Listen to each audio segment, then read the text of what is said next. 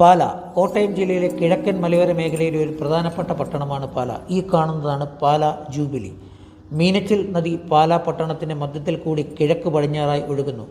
നഗരകേന്ദ്രം നദിയുടെ വടക്കേ കരയിലാണ്. വളരെ പ്രധാനപ്പെട്ട ക്രിസ്ത്യൻ തീർത്ഥാടന കേന്ദ്രങ്ങൾ ഉള്ള ഒരു സ്ഥലം കൂടിയാണ് പാല. മീനച്ചിൽ താലൂക്കിൻ്റെ ആസ്ഥാനം കൂടിയാണ് പാല. കരൂർ, ഭരണങ്ങാനം, മീനച്ചിൽ, മുത്തോലി എന്നീ പഞ്ചായത്തുകൾ പാല നഗരവുമായി അതിർത്തി പങ്കിടുകയും ചെയ്യുന്നുണ്ട്. പാലായെ ളാലം എന്ന പേരിലാണ് ഈ പ്രദേശം പഴയ ഭൂരേഖകളിൽ വിശേഷിപ്പിക്കുന്നത്. പാല നഗരത്തിൽ ഏകദേശം 26 വാർഡുകളാണുള്ളത്. ഏകദേശം 96% ജനങ്ങളും സാക്ഷരരുമാണ്. പാല മീനച്ചിൽ കർത്താക്കന്മാർ എന്ന പ്രാദേശിക നാടുവാഴികളുടെ ഭരണത്തിന് കീഴിലായിരുന്നു പാലയൂർ. നിലയ്ക്കൽ മുതലായ സ്ഥലങ്ങളിൽ നിന്നും 9-ാം നൂറ്റാണ്ട് മുതൽ ക്രിസ്ത്യൻ കുടിയേറ്റം ആരംഭിച്ചതായി കണക്കുകൾ രേഖപ്പെടുത്തുകയും ചെയ്യും. പാല എന്ന് കേൾക്കുമ്പോൾ ഒരു പ്രധാനപ്പെട്ട പേരാണ് KM മാണി. ഏകദേശം 51 വർഷക്കാലത്തോളം MLA ആയിരുന്നു. ഈ കാണുന്നതാണ് പാലായിലെ KM മാണിയുടെ കരിങ്ങോഴയ്ക്കൽ വീട്. 13 തവണ കേരള നിയമസഭയിൽ ബഡ്ജറ്റ് അവതരിപ്പിച്ച റെക്കോർഡും KM മാണിക്കാണ്. 18,719 ദിവസം നിയമസഭാ അംഗമായിരുന്ന വ്യക്തിയാണ് KM മാണി. 17-ാം നൂറ്റാണ്ടിൽ പാല അങ്ങാടി സ്ഥാപിതമായതോടെ തമിഴ്, മധ്യപൂർവ്വ ദേശങ്ങളിൽ നിന്നുമായി വ്യാപാര ബന്ധം സ്ഥാപിക്കപ്പെട്ടിരുന്നു. ചെട്ടിയാർ, വെള്ളാനൻ മുതലായ തമിഴ് സമുദായങ്ങൾ അങ്ങാടിയുമായി ബന്ധപ്പെട്ട് പാലായിൽ സ്ഥിരതാമസമാക്കിയെന്നും കണക്കാക്കപ്പെടുന്നു. പാല ചെട്ടിയാറാണ് പാല അങ്ങാടി സ്ഥാപിച്ചതെന്നും പറയപ്പെടുന്നു.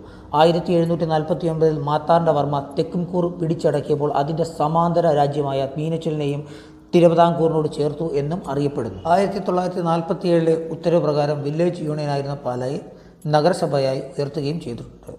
പാലായിൽ നിന്നുള്ള കുരുമുളക്, നാളികേരം എന്നിവയ്ക്ക് അധിക മേന്മ ഒരു കാലത്ത് കൽപ്പിക്കപ്പെട്ടിരുന്നു. എന്നാൽ 20-ാം നൂറ്റാണ്ടോടെ പാലായുടെ പ്രധാന വ്യാപാരം റബ്ബറായി മാറുകയും ചെയ്തു.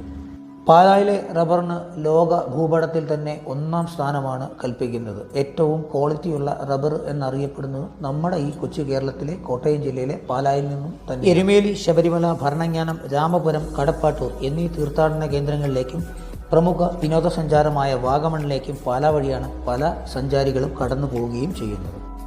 മീനച്ചിലിനെ ഒരു കാലത്ത് പാലാഴി എന്നും വിളിക്കപ്പെട്ടിരുന്നു. അതിൻ്റെ പേര് ശോഷിച്ചാണ് പാല എന്ന് പേരുണ്ടായതെന്നും പല ആളുകളും പറയപ്പെടുന്നു. എന്നാൽ അങ്ങാടി സ്ഥാപിച്ച പാലത്ത് ചെട്ടിയാറിൻ്റെ സ്മരണാർത്ഥമാണ് പാല എന്ന പേരുണ്ടായതെന്നും മറ്റു ചില ആളുകളും പറയുന്നുമുണ്ട്. ഈ കാണുന്നതാണ് പാല ജൂബിലി. പാലക്കാർക്ക് ഒരു പ്രത്യേകതയുമുണ്ട്. പാല ജൂബിലി എന്ന് പറയുന്നത് അവരുടെ ഏറ്റവും വലിയൊരു ആഘോഷമാണ്.